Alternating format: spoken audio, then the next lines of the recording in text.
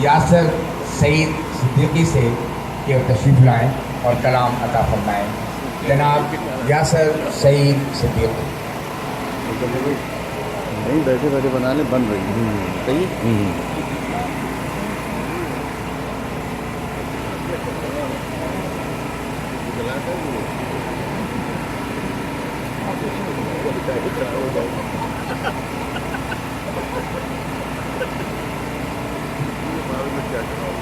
جناب صدر کی اجازت سے پہلے قطع اس کے بعد غزل.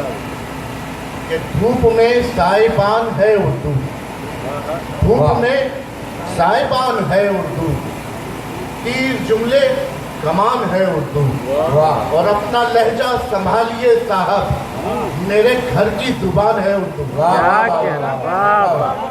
اپنا لہجہ سنبھالیے صاحب، میرے گھر کی زبان ہے.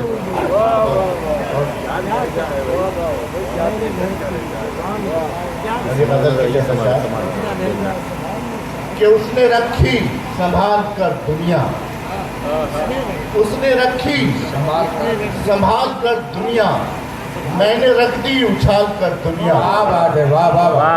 اس نے رکھی سنبھال کر دنیا، میں نے رکھ دی اچھال کر دنیا.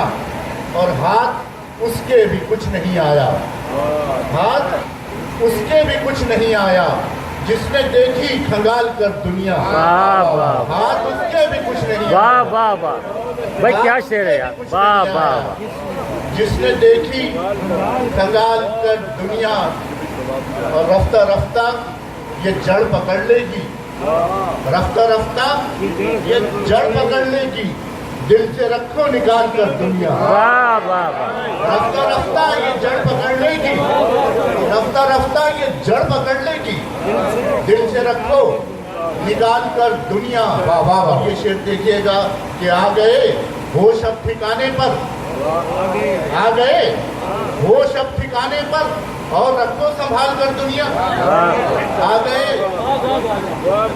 آ گئے ہوش اب ٹھکانے پر، کیا تیور ہے بھائی، کیا تیور ہے. واہ واہ واہ. اور رکھو سبحان اللہ، سنبھال کر دنیا. سبحان اللہ. یاسر اس بھائی نے پوچھا کہ کیا چھپایا ہے، اس نے پوچھا کہ کیا چھپایا ہے، میں نے رکھ دی نکال کر دنیا.